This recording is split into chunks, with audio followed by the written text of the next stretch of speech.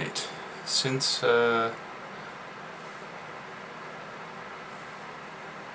some people are already in, I thought I'd go live just a minute early. Not like that makes a huge difference. Hopefully, oh, let me just double check, make sure, yep, okay, my audio should be coming through. If it is too loud, let me know. I'll just wait a minute before going in. I was taking a look at the project, and I do know that there's probably going to be some issues in getting a full 2 hours tonight. So that, while I'm streaming, I'll see if I can figure out a way around it, but I will be logging off basically right at 8. But until then, let's get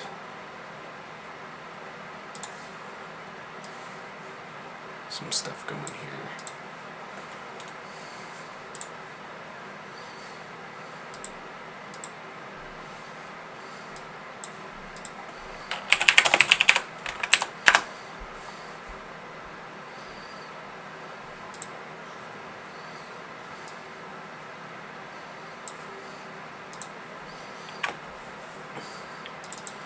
If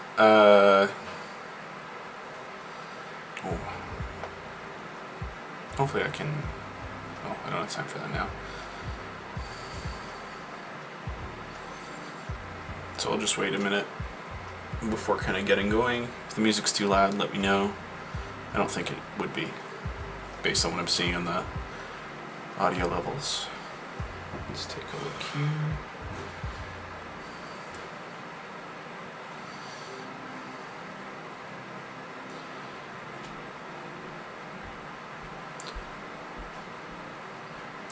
And Slim2129, I don't think you were in the last stream, but if you were, I don't think you were, but welcome. Love the Gohan avatar.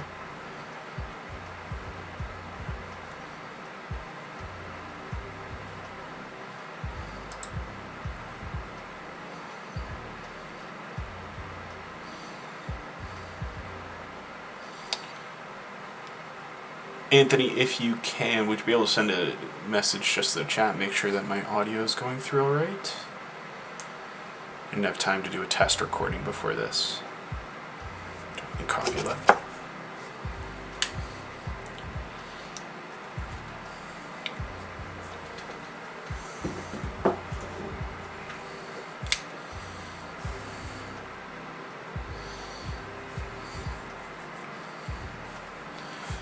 Alright, I'll at least open what's going on in Visual Studio.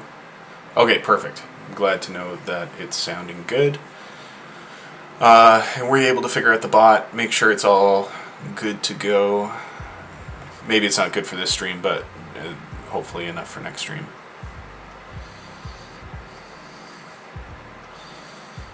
Oh wow, 6 viewers. Okay, we like jumped up, but looks like a lot of them are watching from outside. Okay, alright. Alright, I think I know who Slim2129. Didn't know you had a Twitch account. Okay. So, what is going on with this? I explained it briefly in a text message to you, and I guess there's some viewers who are watching without. So let's just talk about what this software is, in case some of the people who are watching weren't in the last stream. So what we're working on is a project called Overjoyed. The purpose is to convert mouse input. My mouse isn't okay, yeah, so I should make my mouse bigger, but the purpose is to convert mouse input into joystick input. So for example, I should have just saved this. Why is my paint so small? I'm going to use the Pro Image Development Tool Paint to create a nice example. So if the canvas is our screen, we're going to cut the screen or cut certain sections of the screen into this kind of tic-tac-toe board. And so there'll be a dead zone. Okay, yeah, I can try that for you, Anthony.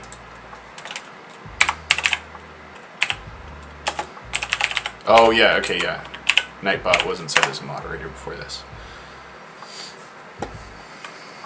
So what's going to happen is... Hey, thanks for joining. Don't know how to... Patelosaur.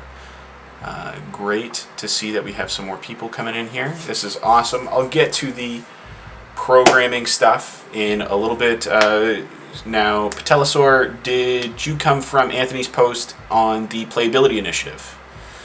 If you could let us know that, that'd be awesome. So, I know Patelosaur was definitely not in the last stream, so let's just talk a little bit about what this software does. What it's going to do is we're going to convert our mouse input into joystick input. So, for example, if our mouse is in the top region of the screen, the joystick will be going up. If the mouse is in the top right, joystick will be going up and right at the same time, making it a lot easier for people who, let's say, can't easily maneuver WASD or arrow keys. And so that's going to be the same all the way through. Now, one of the keys, accessibility is not a, there's no, oh, here we go, Surprise and Fun has joined the party, thank you. Accessibility is not a one software fits all kind of solution, but we're going to do the best that we can. And so how we're going to do that is we're going to try and make this software as customizable as possible. So as you're watching, you might say, thanks for the follow, the cool sponge. What some people might say as I'm developing is that might not work for me. What our goal is right now is to create just a prototype.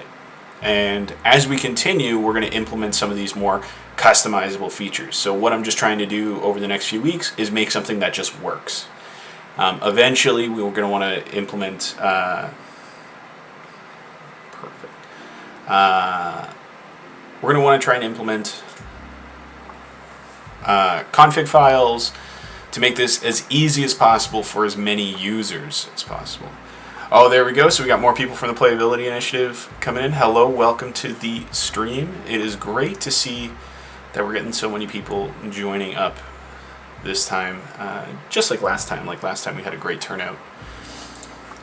So now that we have some people coming in, let's talk about what we did last week as well as what I've been working on in between the two streams. So for this, we're just having some hard-coded values. My first monitor is a 1920 by 1080 resolution screen, so I'm just going to use those values while testing to cut the screen up. What I've done is I've grabbed a NuGet packet for Input Simulator, so this will make it so I don't need to program a keyboard hook. I might not need a keyboard and mouse hook. I'm going to have to double check what's going to go on there. But this was just to make the code a little bit cleaner in the short term. Perhaps later I'll have to do things through hooks, but I'm not exactly the best at that kind of stuff.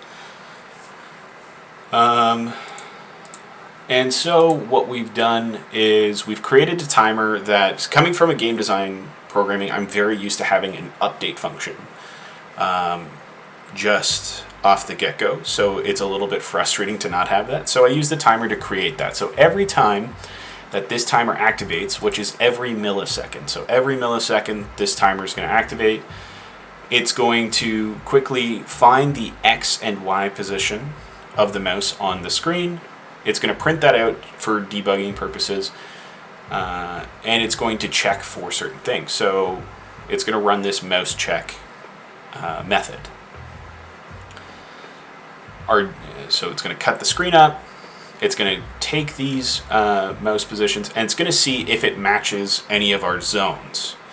So if the mouse is down and to the right, it's going to tell us it's down to the right. If it's up and to the right, etc., all the way through these cases. I'm going to comment this out. This was one of the things I was working on right before I went live. I'm just going to show you, right? So right now, the screen's been cut up. The mouse is in the center in our dead zone. And so when I move up, it's going to say, okay, the mouse is now in the up position. When I move to the right, it's up and right, right, down and right, down. So it's not that difficult. Like we're looking at not that much code. A lot of it is just copy and paste to get something that's now tracking our mouse. And that's what we did last week. Now, in between, I found, as I said earlier, this NuGet packet input simulator. And so this will help make our prototype. Can you get one of the corner pieces?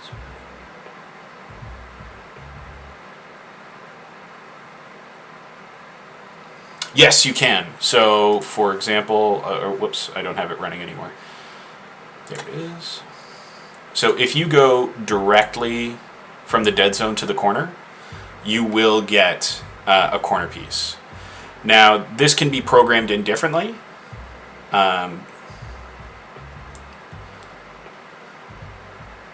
Yeah, so you just go right in, and so that'll probably be separate. I'll have to program separate dead zones for the prototype because it is a little off, right? There's that one, it would be 1 pixel to make it perfect. Because there'd only be 1 pixel to do that.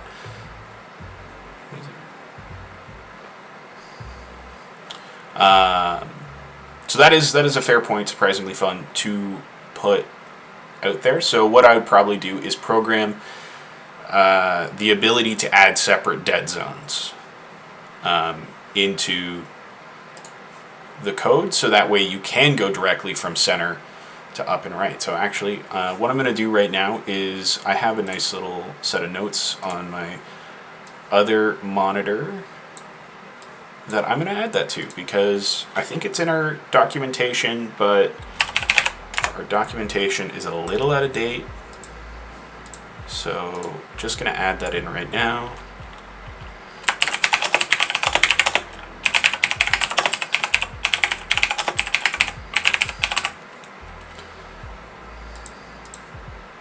All right, and it's officially on the to-do list. Oh, wow. Anthony, thank you for adding that command into the bot. I was using terminology that some people might not know, such as controller dead zones. So let's just test this out right now.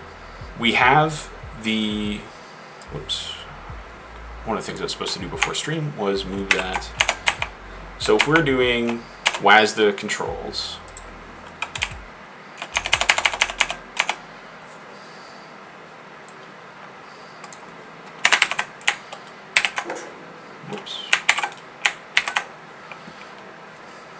we're going to want to see when we're on the right that the D input is being pressed.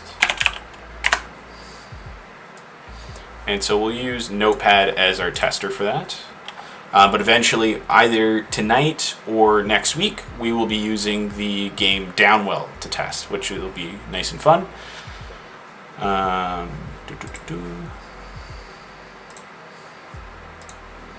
And so if we activate, as you can see, now the D input is being pressed or held down while we're on the right side. Yes, that is a lot of D.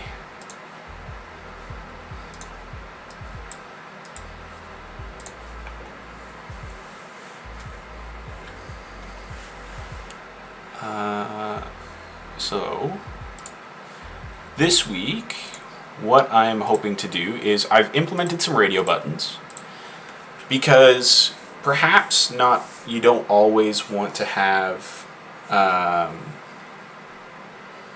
you don't always want it to be WASDA. Maybe you want it to be your arrow keys. Maybe you want no input at all. You just want to track your mouse and check your dead zones and thresholds.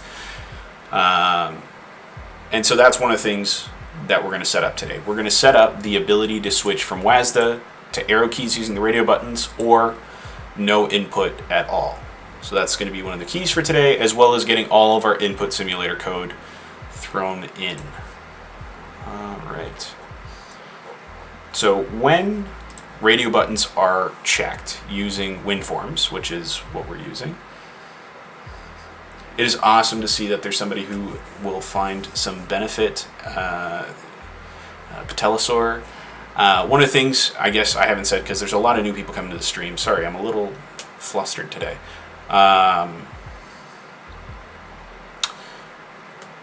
What was my brain thinking?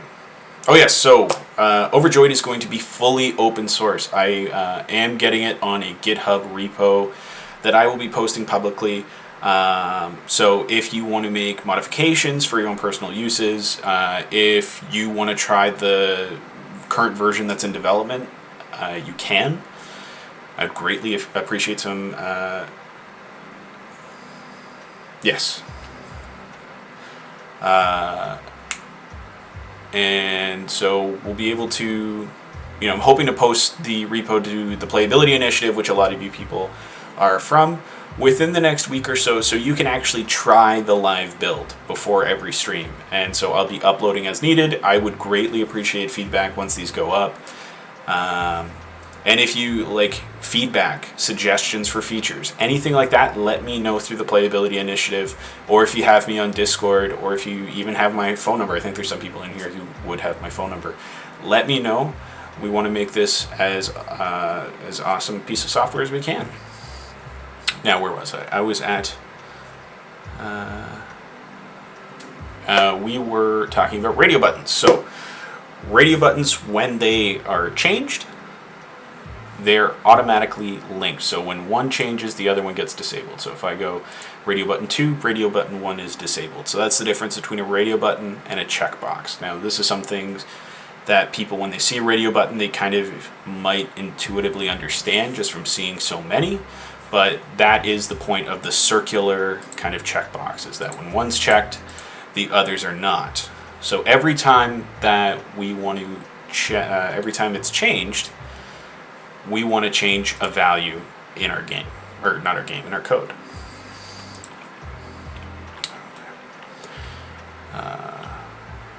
So we're going to set our booleans. Sorry, I did a little less preparation this week than I should have.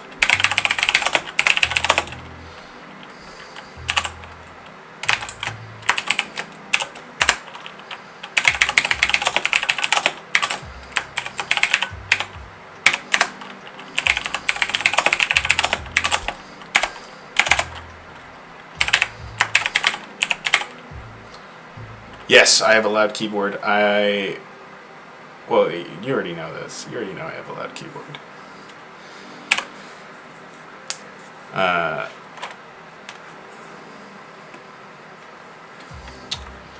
I'm hoping to get a filter for my mic, or I do have another mic that I haven't set up yet that I'll hopefully be able to put a filter to make the keyboard a little bit more bearable. That was actually part of the reason to put the music, is to help not just have the crazy loud keyboard all the time. So what we're doing here is we have 3 booleans: is WASDA, is arrow, and no output. These are going to be our radio button booleans. So if is WASDA is enabled, then we're going to have our output to be in the WASD. If it's is arrow, then we're going to have our output to be with the arrow keys, and then we're going to have our no output, which will be used for debugging and configuration. So for example, with our example of write, we're now going to have if is WASDA.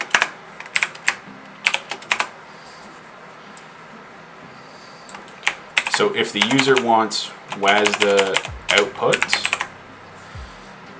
then it's going to put the it's going to output D versus is arrow.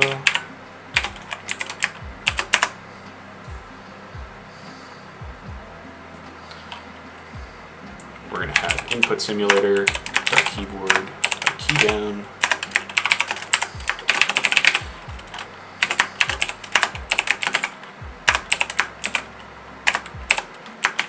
I actually don't know what the VK.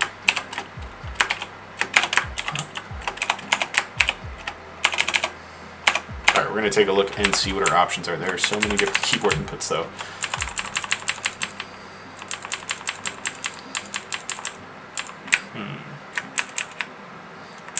looked into that before I started the stream, but there's only so much time in a day. Using my sunscreen. Patellosaur, what are you thinking of the Xbox or the XAC? Has it worked really well for you?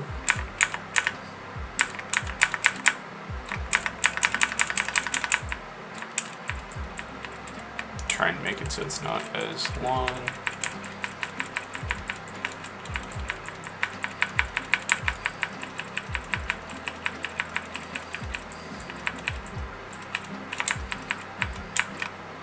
Oh man, I must have missed it while looking at the chat. Crap.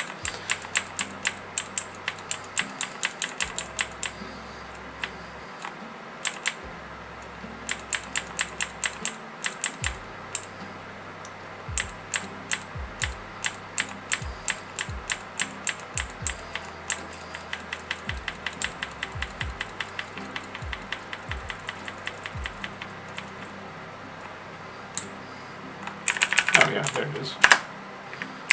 Thought I tried that. Hopefully that's not page up. Oh man, it's not even supposed to be. There we go. So, sorry that took so long.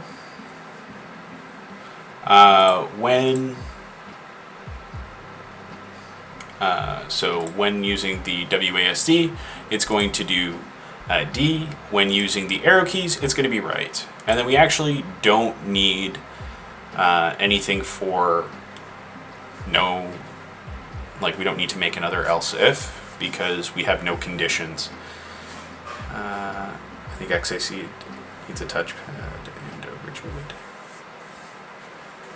Doesn't it? No, it doesn't have a touchpad, that's right. That is a fair point, Anthony. Touchpad would be pretty cool.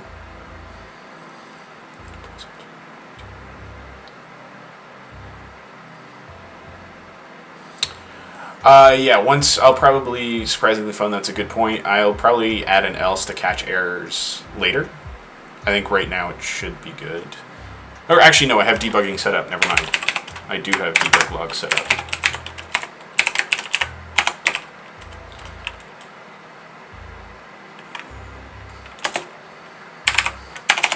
Whoops.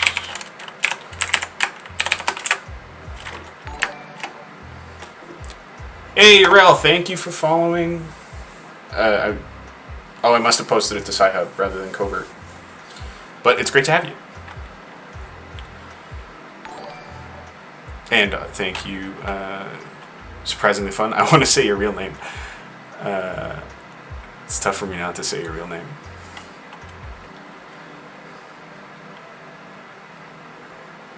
There we go. Oh, come on. Somebody's got to join Blue. Take down Surprisingly Fun and Anthony.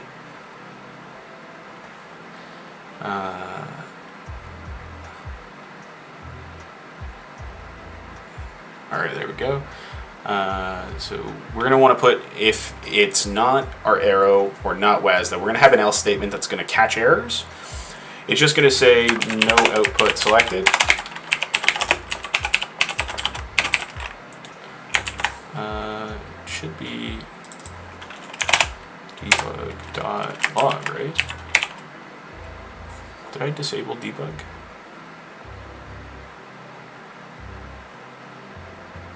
Systems and diagnostics. This is part of the issue. Some of you may not know I come from a game design background, but I do a lot of the dev as well. So I've been spoiled with Unity for so long that I am not used to actually making C# stuff. Or C# software. So yeah, no output selected. Sorry, I'm running a lot slower than... I'm actually not sure how you score. This is the first time that we've successfully had a game of basketball work.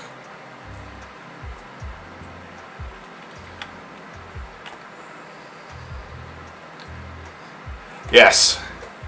As, I'm not sure how to pronounce Sir Ian McLean?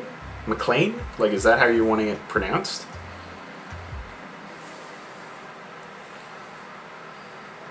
Sir, oh my.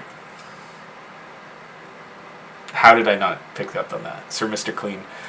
Yeah, so Unity is totally my bread and butter, and as soon as I step outside of that, I'm like, of course there's an update function, and then I'm like, wait, no, there's not.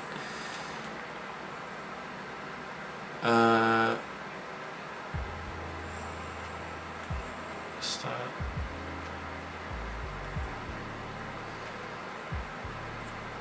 Okay.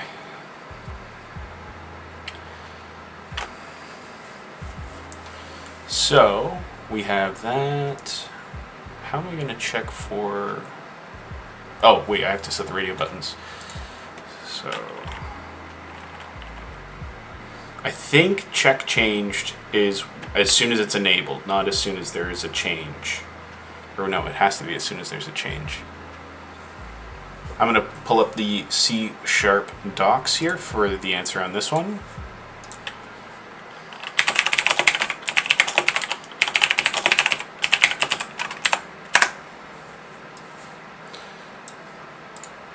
Oh, this is .NET Pearls. They're already grouped to be... they're already... Here we go. Microsoft Docs. Oh, wait. This is talking about the other stuff. Oh, wait. I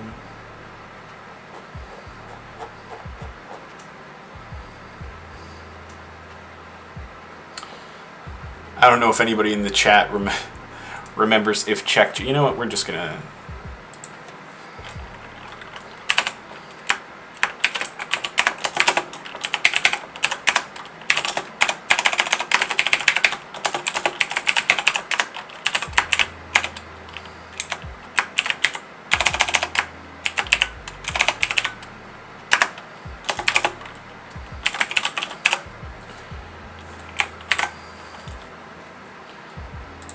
Go. Now we're going to want to make sure that we name these properly. We're going to get the text there. I'm going to have to remember to get these accessibility descriptors done.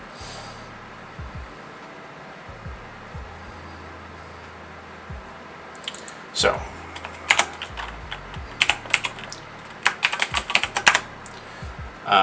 this might not be easy to read on your screens, but let's just talk about naming conventions. So last week I talked about how when naming a label we just do LBL at the beginning.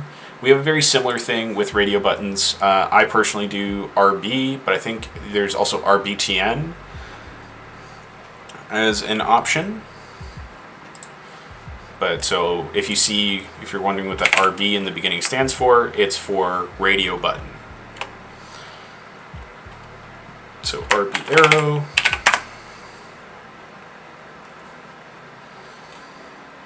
Also, if any of you, I noticed that more people are coming in. If any of you have questions about the software that I'm working on, questions about anything that's going on, please put it in the chat. I will try to answer your questions as best as I can. We also now have some bot commands that can talk about the basic terminology that we use. So if you need some help with that, just let me know.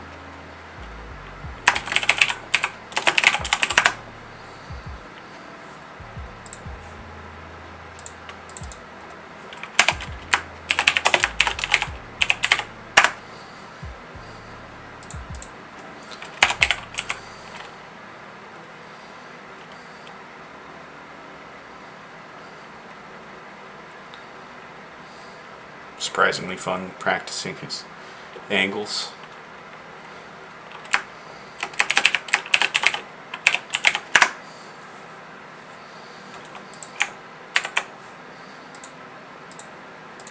All right.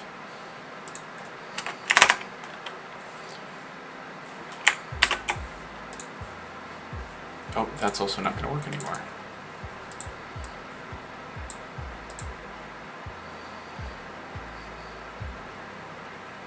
Oh, that's good.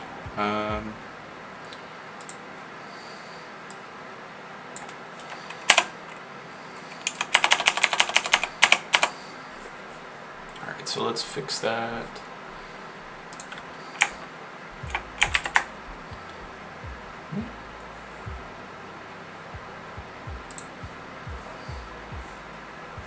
Yes, that should be fixed soon.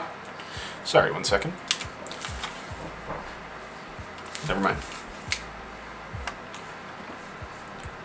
I am...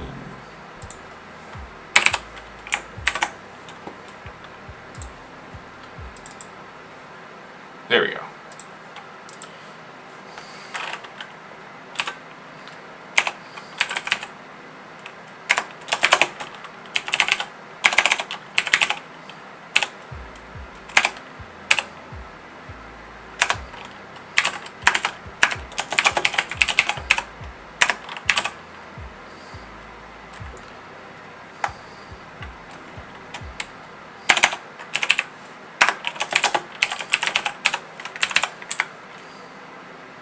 Oh, is the basketball actually working this time? Looks like it. Sweet.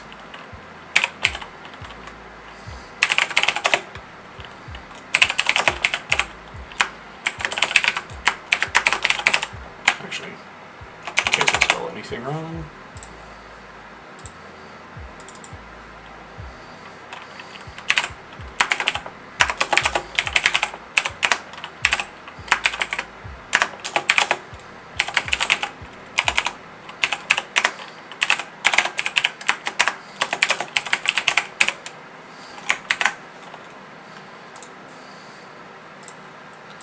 We're gonna hope that this works.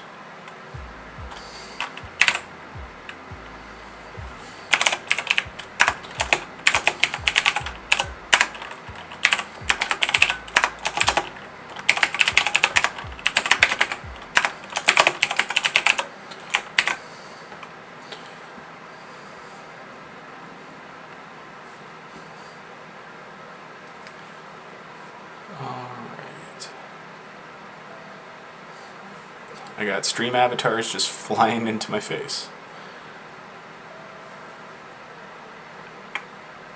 Alright, we're gonna check this out with Notepad.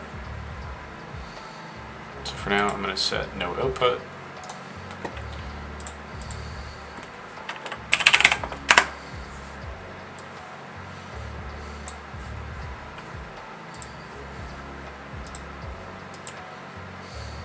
Alright, so if I go to the right, there's nothing there.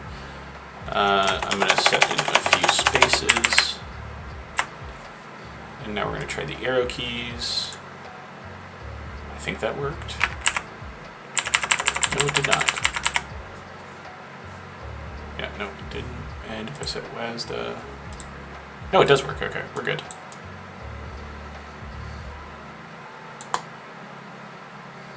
Okay.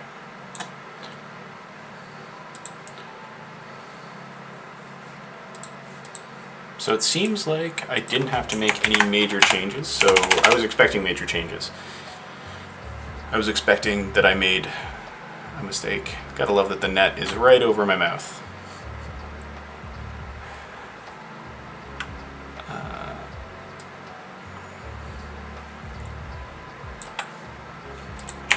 Let's hope that this works. No, we don't want to save.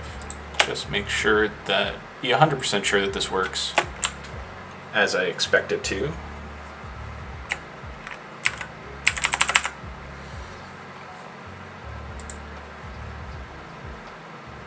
I have to set a hotkey for that. Yep, it does work. Perfect.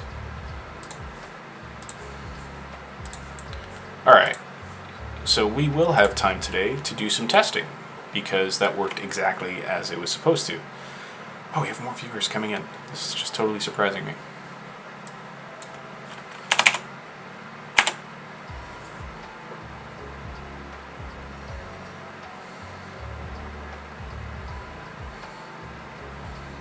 Telesaur, thanks for the follow on Twitter. That's super helpful. I'm hoping that I'll probably do more. I'll be talking about the software more on my Twitter. It's, you know, I don't stream a lot. Well, this is my second stream ever, so I just wanted to get some of my, get more in the groove before I started talking about it on my Twitter, since that's where a lot of, like, it's my professional social media. It should be used.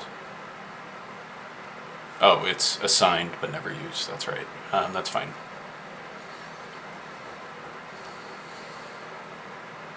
Because we'll need that a little bit later. So, okay, let's get our test set up here. So we're only going to need left and right for this one. This is one of the things that I also love when developing.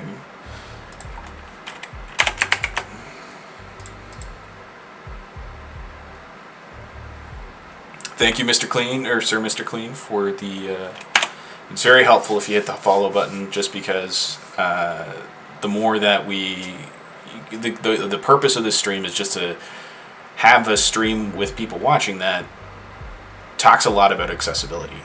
Like, we're developing a piece of accessible software. We have a lot of people from accessibility communities that join the stream, and it's just important that we try and talk about game accessibility when we can. Since it's a part of game design that is getting better but is not perfect. I guess while I'm taking like a small, like, I haven't been talking a lot, but let's, if you can, if you're on Facebook, join the Playability Initiative. A lot of great people there if you want to talk with about game accessibility. Yes, so Anthony has posted their website. So if you're curious about the Playability Initiative, it's a community that I'm a part of. It's a community that a lot of people watching today are a part of. You can find their link in the chat there.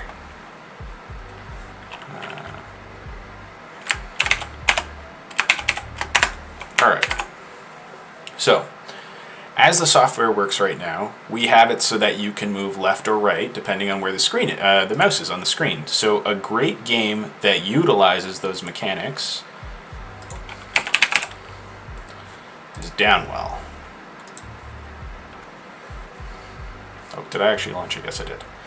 Because Downwell has left and right, and then shoot. Nice and easy mechanics. So we're going to test using Downwell. Got to make sure that I don't interfere with the basketball game. Alright.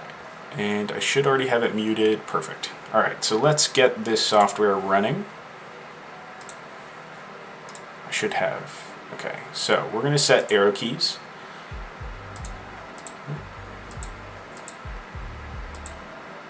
That was odd. I'll have to fix that later. So,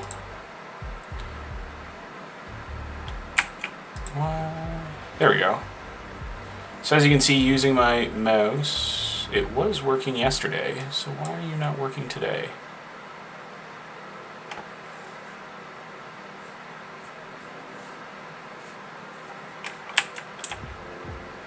What? Alright, never mind. We can't test. Looks like we found a little hiccup in the code. Okay, no output selected.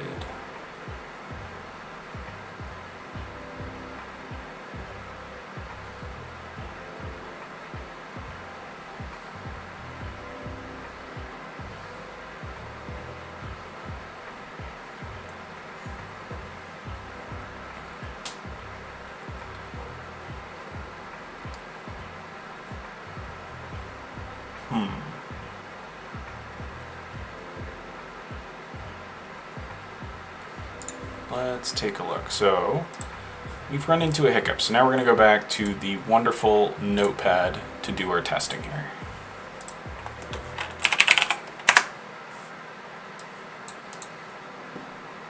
If you go to WASDA, A, D. So it seems to be working well on Notepad. And if we use, if we run arrow keys, it should also be, yeah, arrow keys seems to want to always change out. So I'll have to figure that out. But it's fine, we can use A and D. I think when selecting, if I try to select arrow keys, there's an issue. So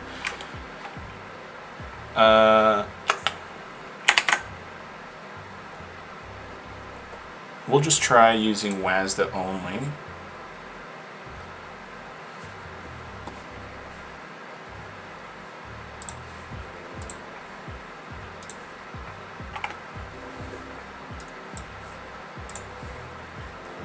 And see if that changes anything. I'll have to do some debugging, which I'll probably do off stream.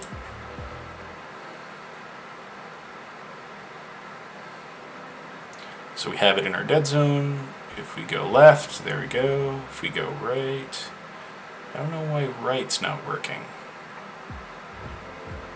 That's the interesting part.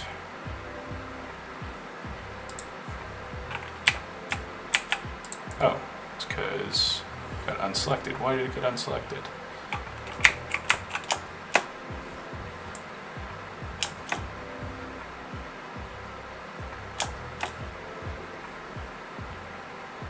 Very interesting.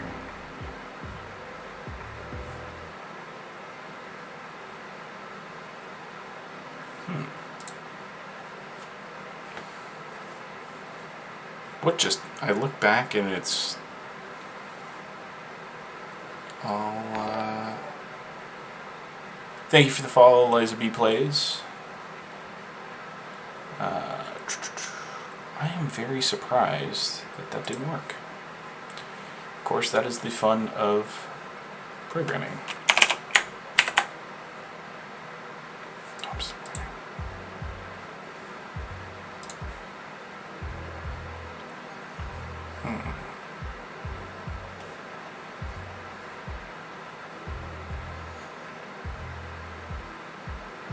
We're gonna have to figure this out.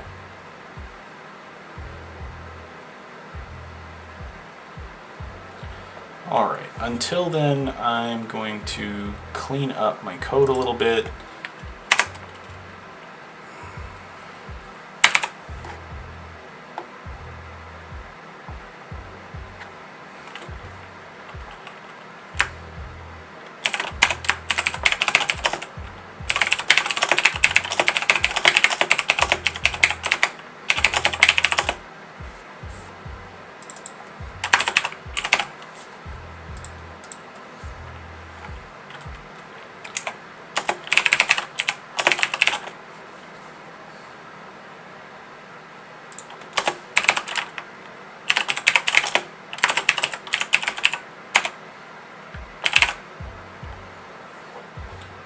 What we're going to do for now, just to try and test things out, is we're actually going to comment out the functionality of the radio buttons, since that's my guess on what's causing issues. And what we're going to do is we're going to have it set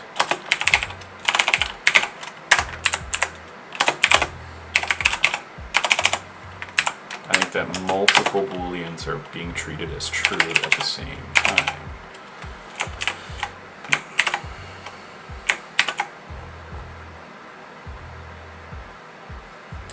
And just to make sure, when you're moving left, it's A,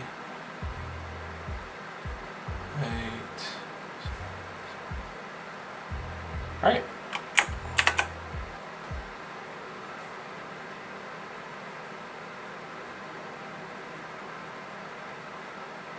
Wait, what about my mouse?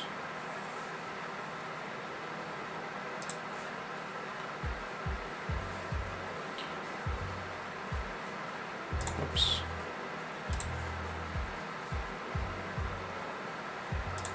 Where's the build error? Form 1 does not. Oh yeah. So we're going to comment these out for now.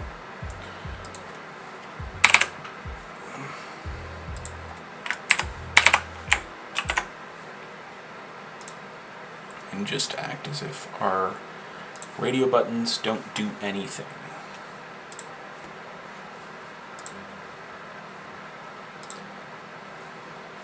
There we go.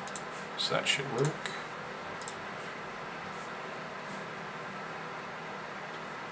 I'm gonna have to what I will do is... No, it's easy to do in Unity, but it's not easy to do in C#. That's fine. That's fine. Okay, let's get Downwell set up one more time. If it doesn't work after this, then I will move into some documentation stuff and talk about that. How are we at 12 viewers? This is awesome. I love seeing this, but it just surprises me.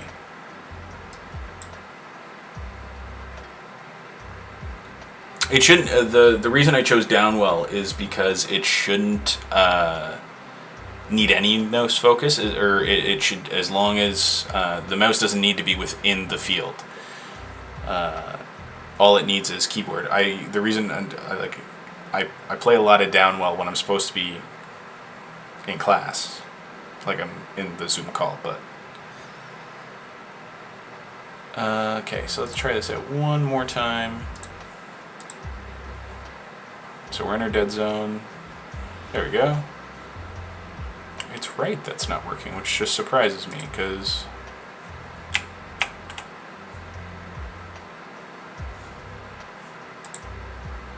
I wonder if it's...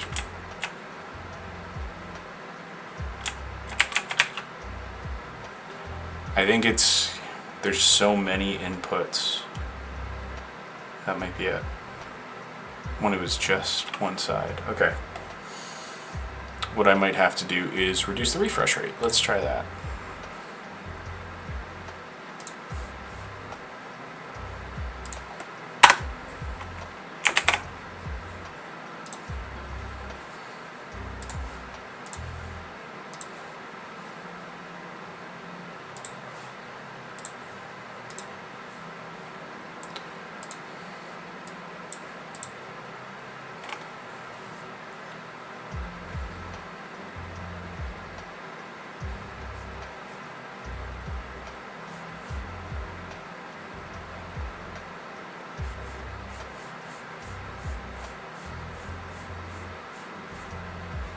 But if I'm in the dead zone, I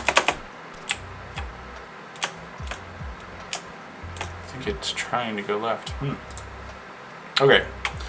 Unfortunately, that's not working. I'll have to do some debugging over the next week.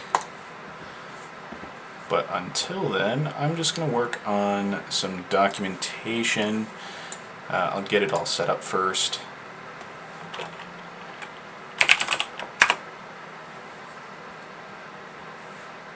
Oh, jeez.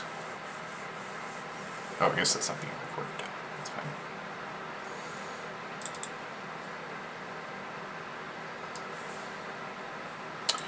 All right. Yeah, so Notepad Write does work, because that was the one that we tested first. Which is because I'm using WASDA, not arrow keys. Arrow keys were something was off about them. I'll have to fix it. I might have to just do the hooks. It might be an issue with the input simulator doing something every millisecond where it's not catching up in time. I'll have to figure it out. It's either that the Overjoyed is running too fast at 1 millisecond, that input simulator is tapping. It should be holding the key, but it might be tapping the key, which might be causing some issues, because if you're tapping a key at every millisecond, there's definitely some issues. Okay, so let me zoom in. Actually, you know what? That doesn't work. I'm supposed to zoom not using... it should be in view. I'm going to go to full screen. There we go. Hopefully that's readable. Yeah, so after I go through the documentation a little bit, I think I'll go back and increase it to 1 second. I will just have to read the input simulator docs between the two, like today's stream and next week's stream. Because I just it worked, and I was like, I'm not going to read any more about this because I'm just trying to make a prototype here. Which is probably a bad idea, but didn't have a lot of time this week. So I am treating this project similar to how I would treat a game. So I've made a design document similar to that, using some of the stuff I would use to make a game design document. That might not be right in the software development world. Not fully sure. But I haven't touched it in a while, so I decided that maybe we'll go through some of the stuff. So let's talk about the goal here. One of the goals is that we get a configuration screen similar to that of Dolphin. If anybody knows of Dolphin, the emulator. While it's not overly accessible in terms of everything is packed and it's not very user-friendly. But one of the areas where Dolphin really excels is the fact that it doesn't add any additional frills, and it's very user customizable. So users can set up profiles, users can set up their dead zones and thresholds. They can see in real time before they activate the profile, if that dead zone and threshold works for them. There's a lot of really positive elements about the Dolphin UI design, if it wasn't just so cramped. And so that's the goal, is to allow the customization, allow that real-time feedback, so users don't have to go in and out of the application all the time, like I had to do when testing there.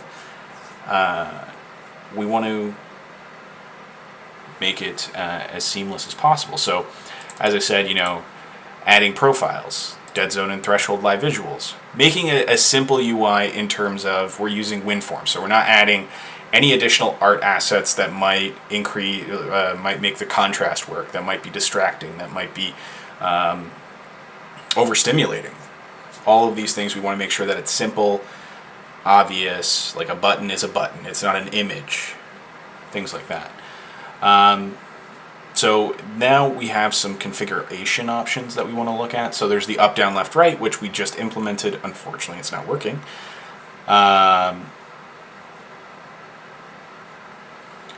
So we want to make sure that there's an activation based on the screen. So it could be WASDA.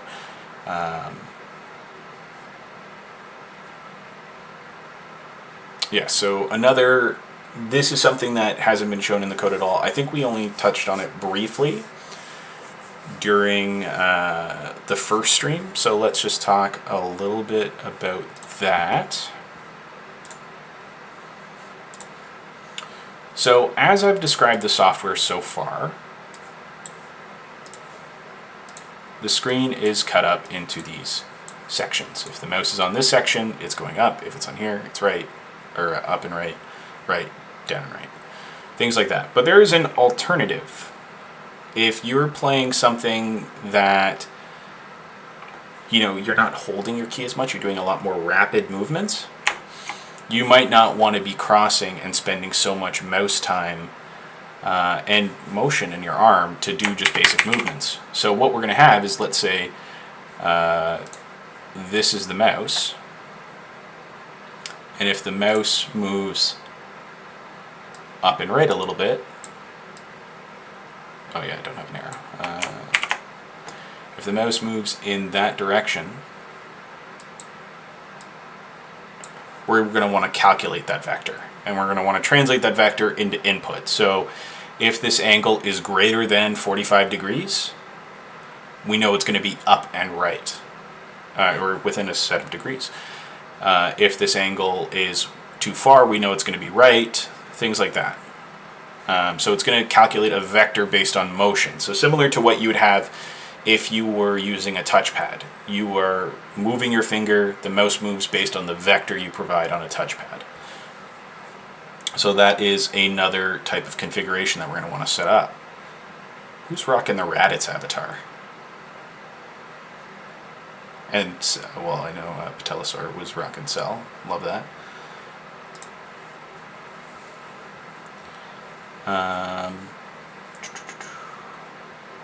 So that is part of the configuration that we want. We want separate modes for individual user needs. Now in the prototype, as we're going through, it is going to be that slice format where if the mouse is up, you're moving up. just for that first prototype, which hopefully will be out within the next 2 or 3 weeks. Another key thing, this was something I wanted to touch on next week, but based on the bugs that happened, it might be 2 weeks from now. Having A and B buttons. So let's get that.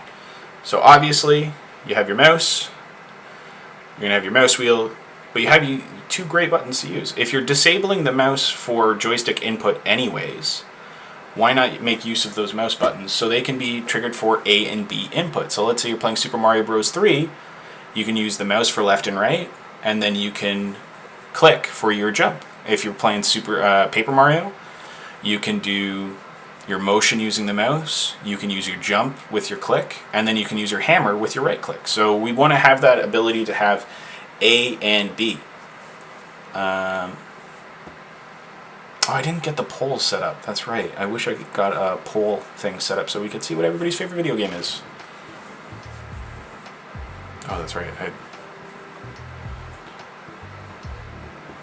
Now, so haven't gotten any notes on the in-game usage. We'll be working on that. So that's the documentation update. And now we're going to try that suggestion of having this run every second instead. Get Notepad set up already.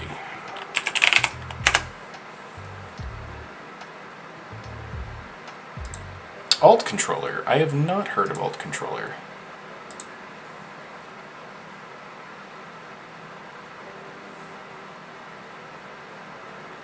That seems to be working.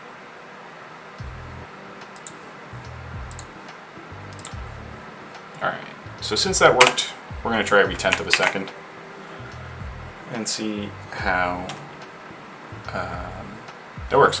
Since it was brought up, we might as well pull up alt controller.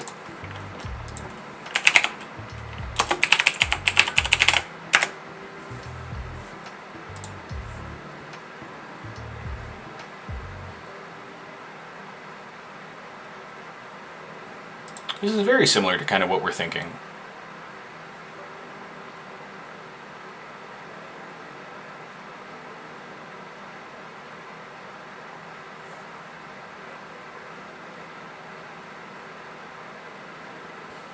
That is a great call out, Patelosaur. So what I will do, one of the things I'll do is I'll take a look at alt controller and see what we can do to improve upon it for Overjoyed.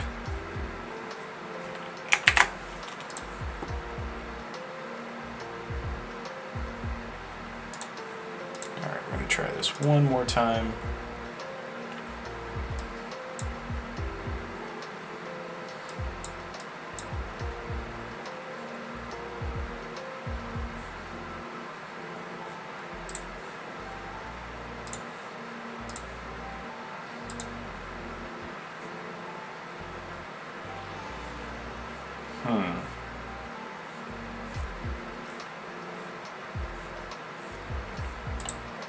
Very interesting.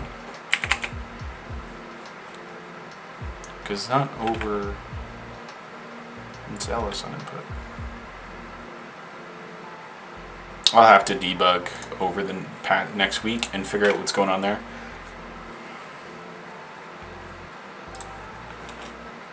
Alright, since I've hit a bit of a wall when it comes to the code right now, is there anything anybody wants me to do? I still got an hour, right? So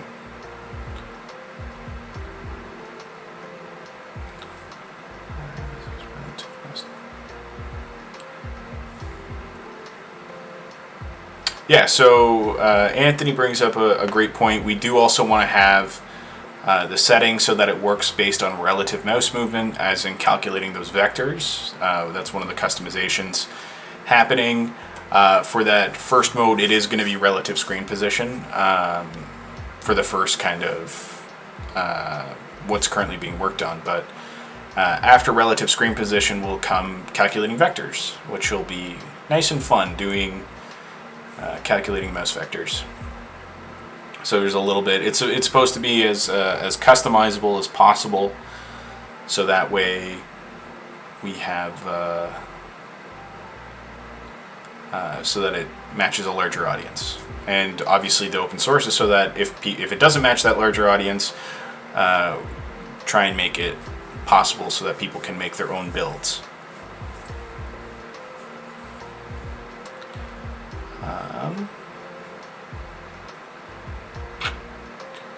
I am so sorry. I should have done a little bit more prep when planning for, in terms of what actually happens. Could try Agario. I haven't played Agario since like first year.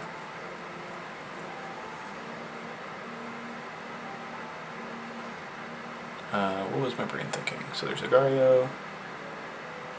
Actually, one thing I will do is, because people are here to look at some programming stuff, yeah,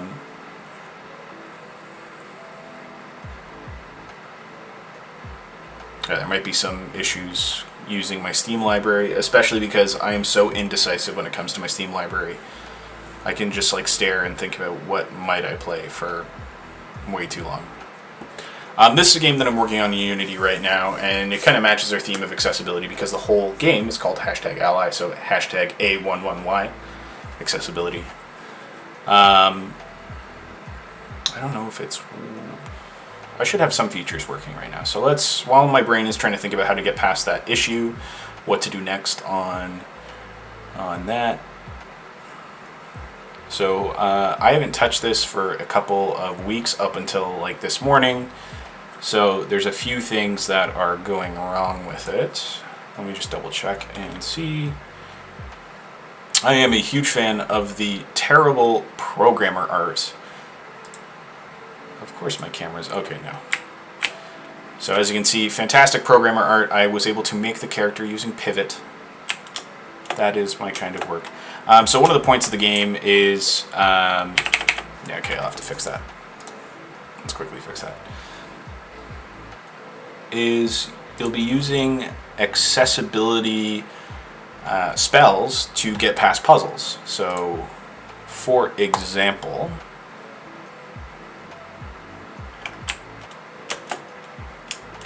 if I just get to a certain point, so I was testing some camera stuff there.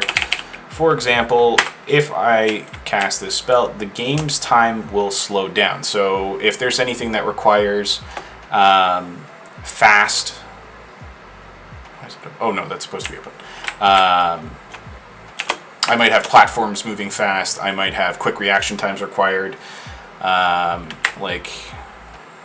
anything like that. These platforms are supposed to be moving a little bit faster, but just for the sake of an issue I was having, I slowed them down. But as you can see, all game objects are affected by that spell, so it'll help you using reaction, stuff like that. Another common one is color signifier issues. So anything that uses color as a signifier will... it's not helpful for colorblind players, so there will be a spell to change the colors of certain objects, as well as another one that I'm hoping to do. So the first one is to change the colors. The second version is to add non-color based signifiers, so symbols, textures, things like that. Yeah, okay, that still works. I'm trying to think if I threw anything else in the playable. No, I had a delay. So unfortunately, due to some bugs, I was unable to get everything that I wanted working for my first build. But yeah, so that's one of the things that I've been working on. That's part of the accessibility work I've been doing.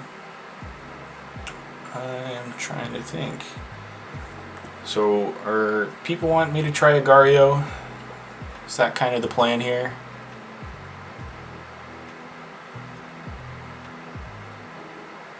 Oh, see, I wish I could add polls. I wish I got that set up. It's been a rough week. Oh! Taming Gaming. Absolutely. Thank you for reminding me. Okay. So,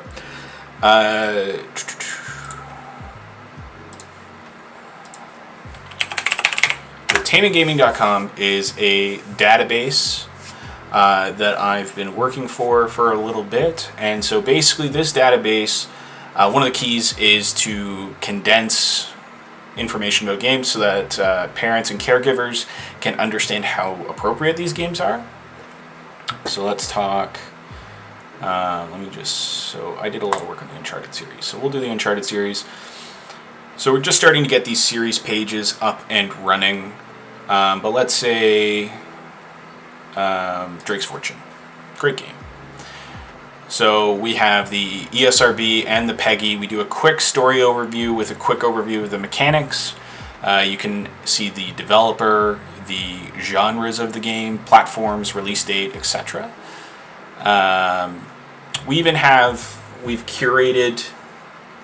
Patelis are awesome to see that you're a fan of the Uncharted series. We also have kind of curated lists that we've made. So these are not computer generated; those are human generated. So when I put an entry into a game, I think, what does this game match? So obviously, Uncharted is a blockbuster kind of game. Fists and Guns. The name of the actual curated list is Matinee Fisticuffs.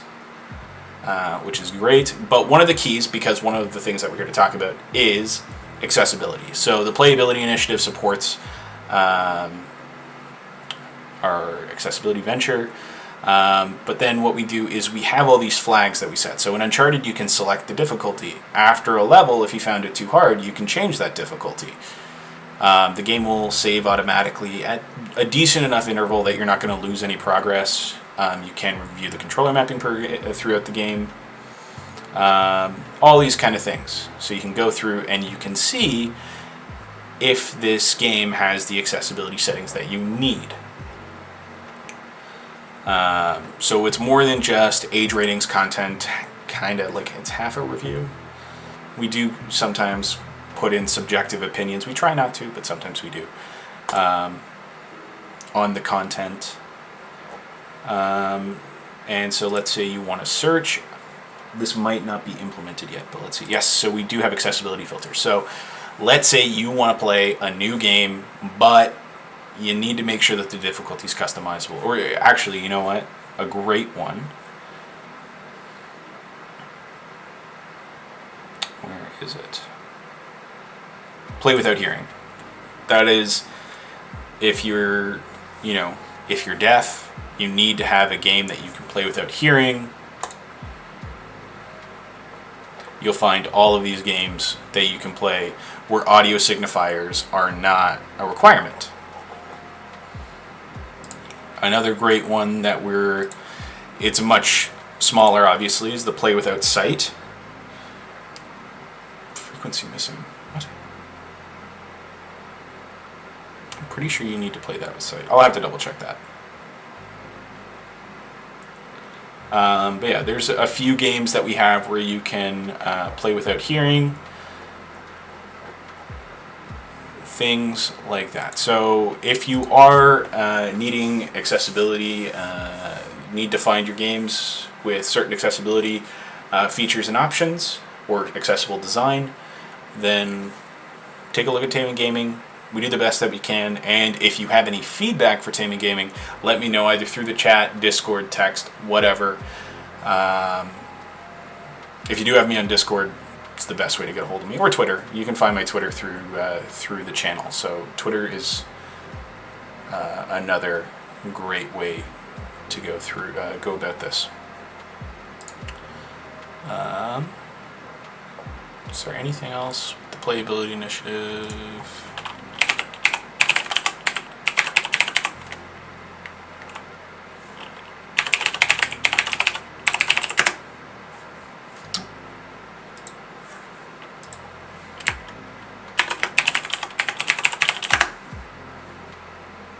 It's not with the. That's why.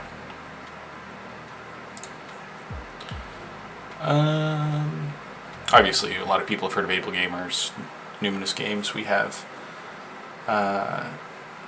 Sir Mr. Clean, or he might be gone now, but we had somebody from Numinous in the chat earlier.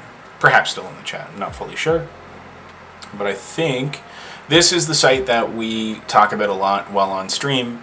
It's the Playability Initiative. Absolutely check it out. If you do want to have more information on it, you just need to do !playability in the chat to get their URL. And so this is just a great place to go if you are interested in accessible gaming. I'm trying to think, is there another plug?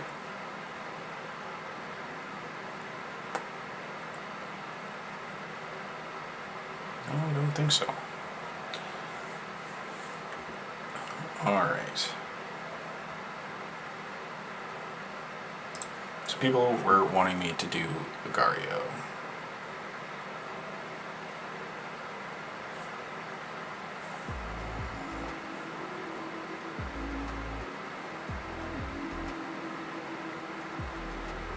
Actually, that's right.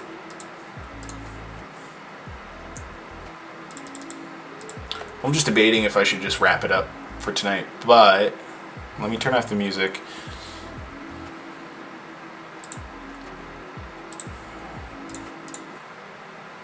And we'll watch Anthony's interview.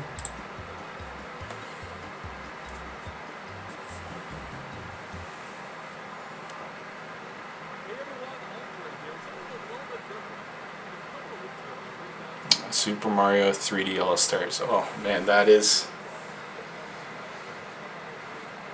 I think I know exactly what's going to be talked about here.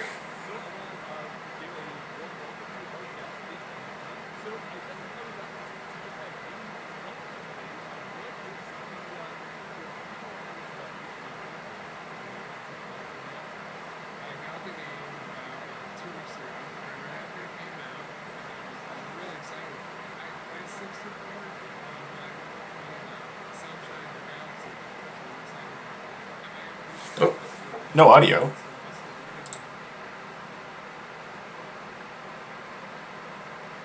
Why would there be no audio? Oh, you know what? I think it's just a little too quiet. Let's boost that. I'm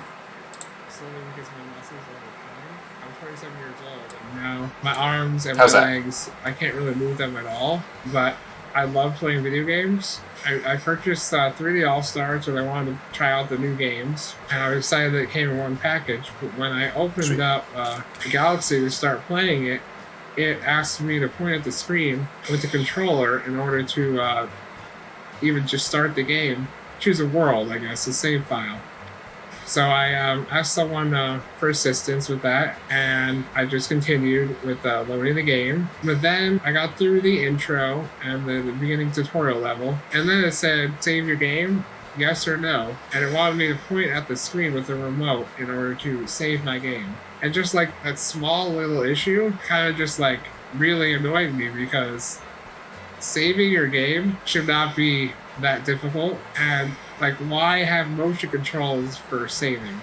It's Yeah, so Anthony brings up a great point. I got Super Mario 3D All-Stars on launch. I was so excited for this.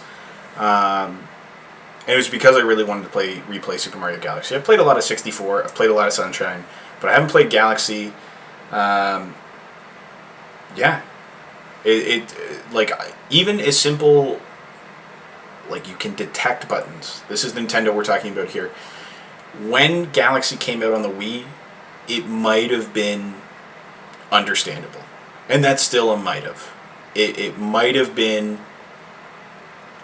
acceptable, because when Galaxy came out, motion controls were huge.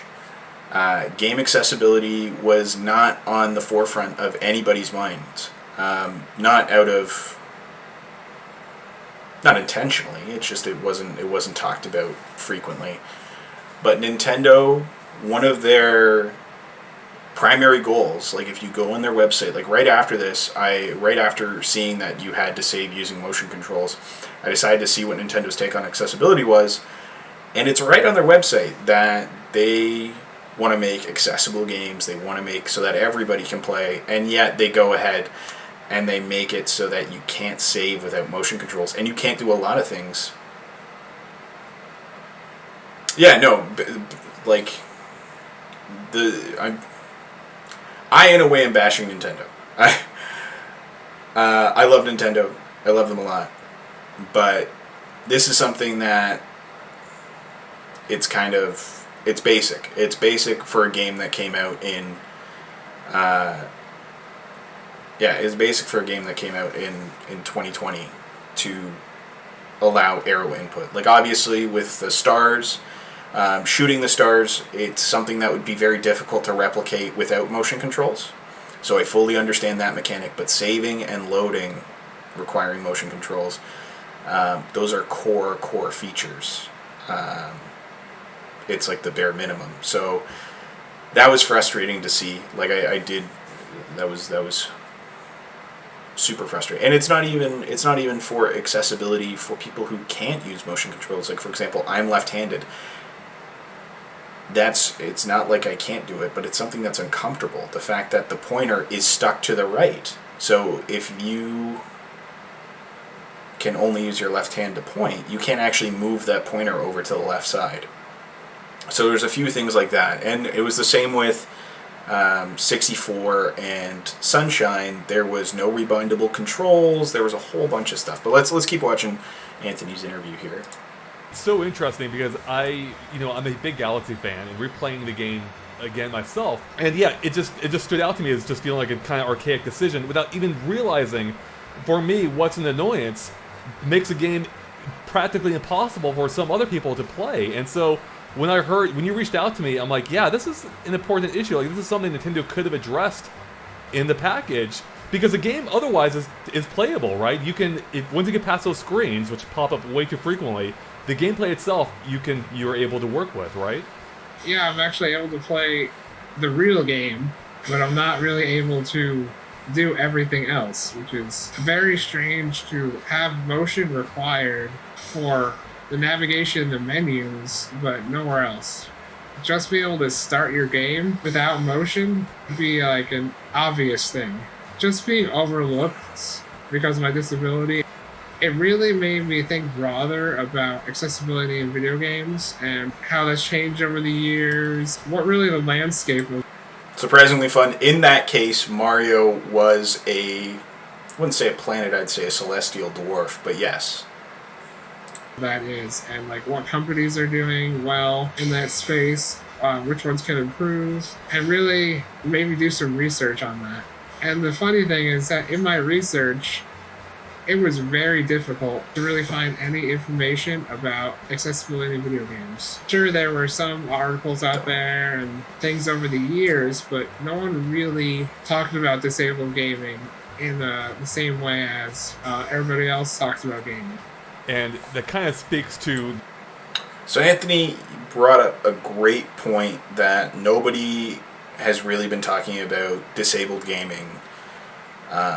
And nobody really still is talking about disabled gaming. It's something that's getting bigger, but it's not enough. And just for reference,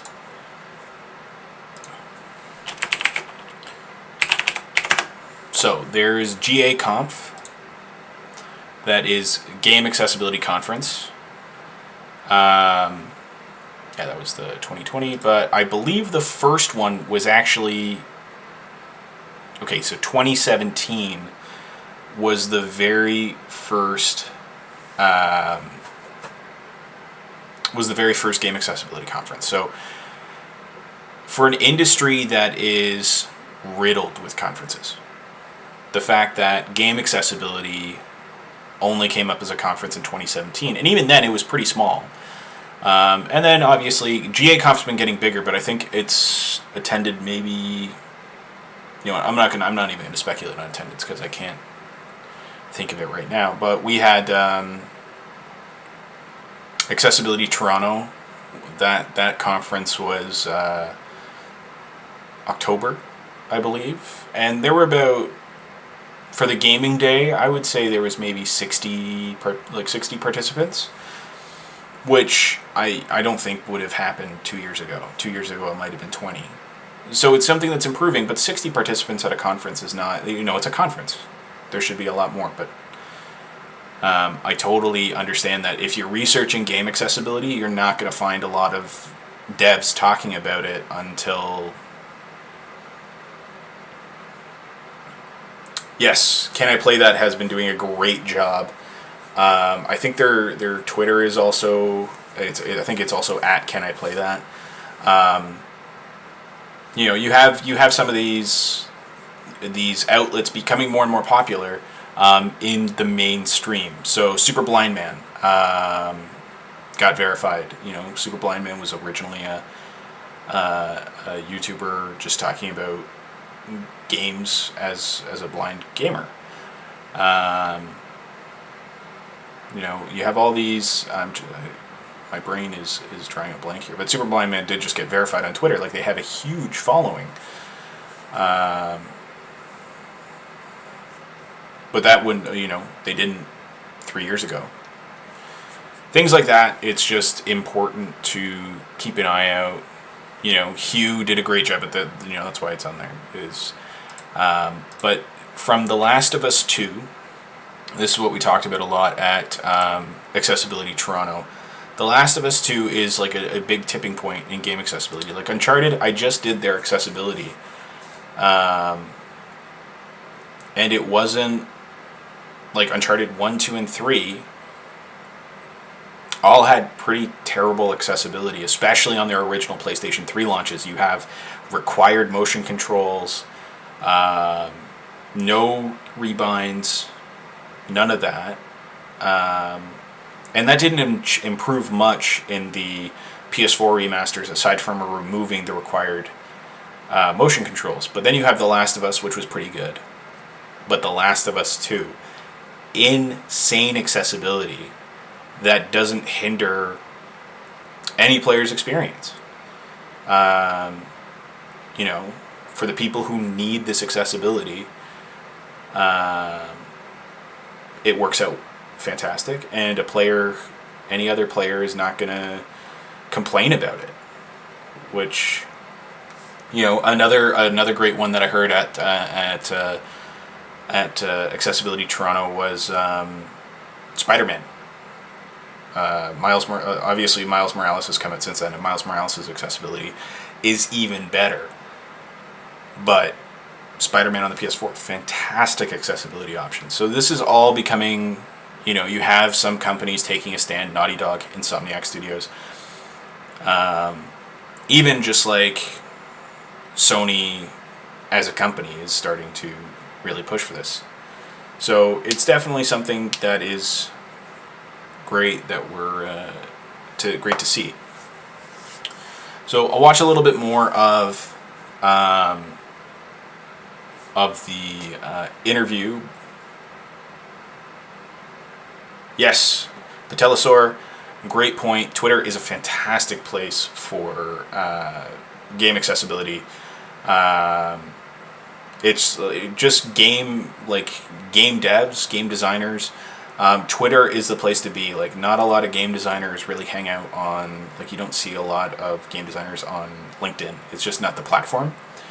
A lot of game designers, game devs use Twitter as their professional social media, and so you'll find that with me. Like, I on Twitter, I post about my games. I post about game accessibility, all that fun stuff. So yeah, I'm going to watch a little bit more of this, and then I think I'll probably end the stream a little bit early tonight just because of that issue with the bug. I'll try and have it fixed by next week. The entire issue, right, that there isn't a whole lot of awareness surrounding this. And that's why I felt it was important to give you a platform so you can share your experience, particularly as it's relevant to a lot of people in the moment, with a game that a lot of people are excited for. This game exists as a celebration of Mario, and it's a complete bummer. I mean, it would be a bummer for any product, obviously, but it's a bummer, in this case, again, that it's a celebration, and 1/3 of it is effectively inaccessible to you. Yeah. Well, and in my research, after I tried to play the other games, I realized that really wasn't the only game with issues. The other games were playable, a lot more playable than Galaxy, but they still have their issues. I can't really blame Super Mario 64 for being difficult to use because it's from a different time, different era. it's still going to feel like the classic game, even if you change the controls to make it easier. It's going to really add to the gameplay rather than take it away. The whole entire set of games, they made it look better, but they could have made a lot more changes to the game. And I think a lot of us could agree on that. Yeah, I think a lot of people would definitely agree, especially, when it comes to accessibility. And I guess to that point, just two things I wanted to bring up. I'm sure our audience would be curious. Have you tried the touchscreen mode in Mario Galaxy, and does that help? If so. Alright, so I'm not actually able to hold the Switch and use the touchscreen, so that doesn't help either. And it's kind of weird that they made the changes so you can do that, but they didn't make it easier to do it when you're in dock mode. Right. And the other interesting thing, if you want to say it that way, is that this game has already been ported in HD in China, I think on the NVIDIA Shield. And if I remember correctly, the workaround for that, because there was no Wii pointer either, is they allowed you to use a right stick instead for the pointer. And that seems like that would have been useful functionality to have here as an option, which may have helped in your case. The right stick really goes unused. So before we end the stream, I just want to bring attention to this screen right here. It's great that you can see the controls. It's fantastic that you can see the controls, that they're nice and easy to read. Pretty decent contrast, maybe not on, because they also have the icons. But why not have it change, right? Like, Nintendo can set these as public variables so that you can bind it. It was so frustrating to open up 3D All-Stars and to see non-rebindable controls in like any way. It was absolutely frustrating. This actually might be something that I continue to watch between like when I hit more bugs, because I absolutely will have more bugs over the next few streams. I will try and fix it. If I can't fix the bugs by next week, I will just plan something fun to do for 2 hours. I was hoping to like kind of have that already planned out by this week, and I was like, this week's code won't be too bad, hopefully. So I'll just do the code and I'll plan a backup for next time. But now I know. Yes, there is system remapping, but devs should just know. Like, it's not overly difficult to have basic, like even controller profiles. I guess because Nintendo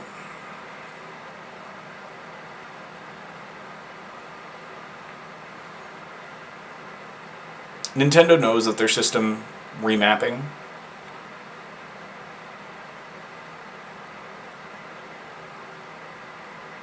I would still say that even if you are even if you know that your system has the accessibility built in, you can double up. Like I would, because somebody might need it just for that game, right? And it also, some people, in-game would be better. I still think it's in 2020 to have non-remappable controls is like even low budget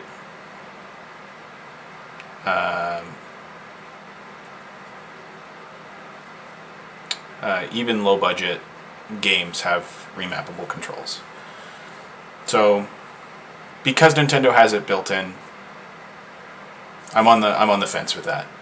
That is a good point to have the system remapping. But yeah, I think I'm gonna call it here just because that code wasn't working out. Next week, if I can't have it fixed, as I said, I'll plan something fun. And we'll... Okay. We'll plan something out.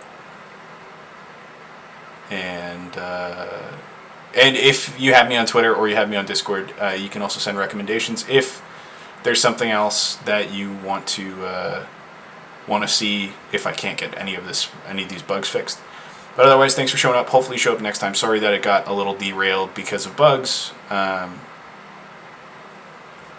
haven't blocked anybody on Discord.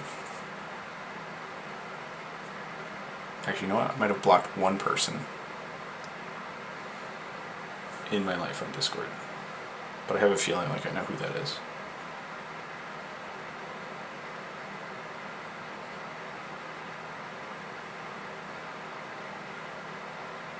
I do not know who that is. Anyways. Alright, we'll see you next week. Hopefully you had a good time. I'm sorry that it got a little derailed. But, you know, this is a learning process for me on streaming. Wait, Gannon, were you here the whole time? I didn't even know that you had Twitch. Well, thanks for showing. You know what? I actually might send you this code to see if you can help me out. All right. Have a good night, everybody.